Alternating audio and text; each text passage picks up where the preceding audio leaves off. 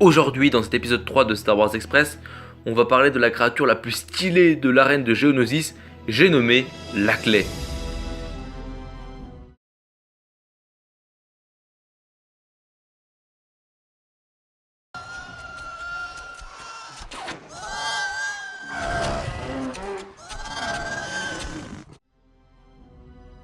Alors, à savoir que dans cette vidéo, on va d'abord parler de Laclais dans l'univers officiel, et ensuite de Laclais dans l'univers Legend. Quand on prend en compte l'univers Legend, on a des infos en plus sur Laclais, donc c'est pour ça que cette vidéo sera séparée, avec la première partie où on parlera de Laclais dans l'univers officiel, et la deuxième partie où je donnerai les infos en plus qu'on a sur Laclais, mais dans l'univers Legend.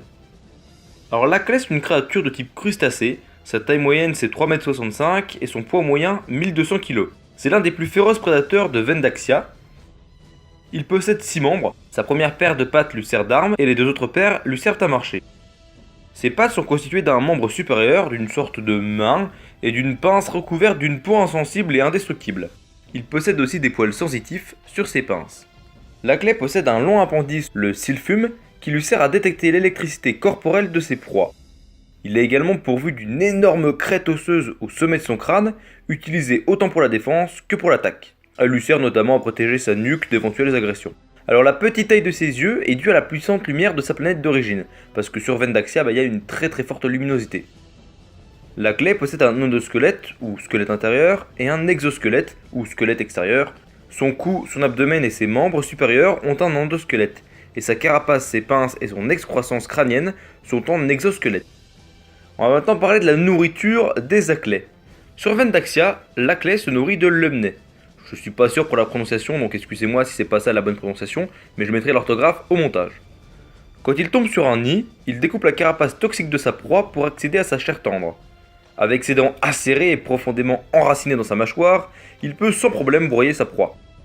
A savoir que Laclais peut dilater son estomac pour accueillir plus ou moins de nourriture. Cette zone est dénuée de protection, et elle constitue donc son point faible. Maintenant on va parler un petit peu de Laclais et de Geonosis. Lorsque les clients de Geonosis apprirent que l'archiduc acceptait les paiements en créatures exotiques, plusieurs Laclais furent livrés. Ils devinrent les animaux préférés de l'arène de Geonosis. Mais certains d'entre eux s'échappèrent et des ruches entières de Géonosiens furent détruites. Les Laclais migrèrent vers la mer Ebon où ils se frayèrent un chemin en haut de la chaîne alimentaire. Alors les apparitions des Laclais dans l'univers officiel, comme vous le savez sûrement, la seule apparition d'un Laclais qu'on a dans l'univers officiel, c'est Laclais qui est utilisé pour l'exécution d'Obi-Wan Kenobi, d'Anakin Skywalker et de Padmé Amidala dans Star Wars épisode 2, l'attaque des clones. Malgré sa force phénoménale, il ne réussit pas à tuer Obi-Wan, et quand les 200 Jedi chargés de sauver Obi-Wan, Anakin et Padmé arrivèrent, eh bien Laclais fut tué par Obi-Wan à un coup de sabre laser.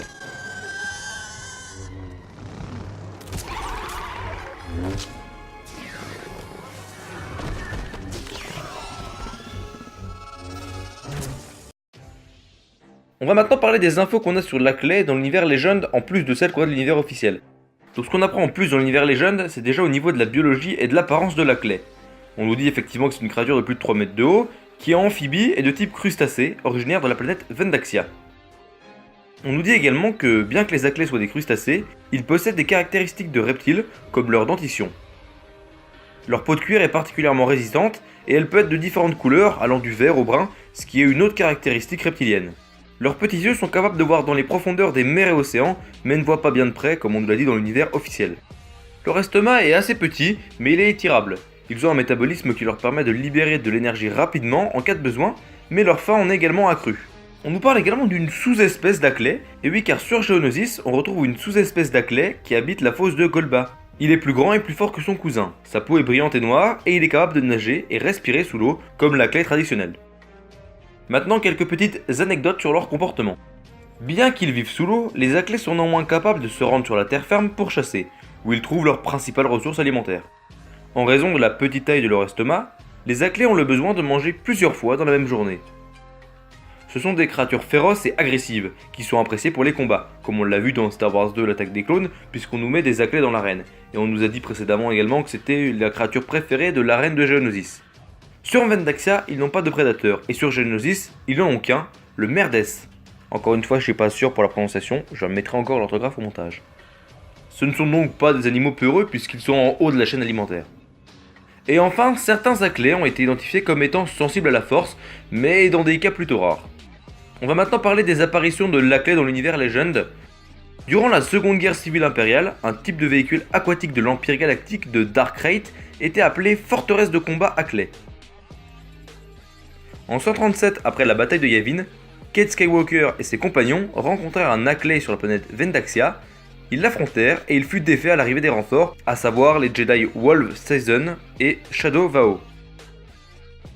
Je vais maintenant vous donner quelques petites anecdotes sur la création de Acklay, parce que oui, le but de Star Wars Express c'est de vous donner quand même quelques petites anecdotes. Alors déjà pour la création de l'Acklay, pour l'inventer, ils se sont inspirés de plusieurs bêtes hostiles. En fait, l'Acklay c'est un mélange de bêtes hostiles.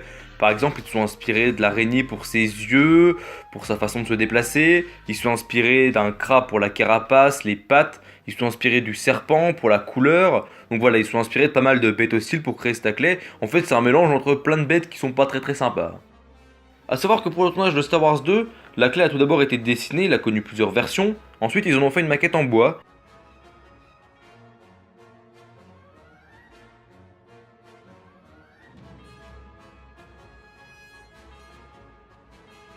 Et il faut savoir qu'à la base, la maquette n'avait pas un œil au milieu du front, ça a été retouché en infographie.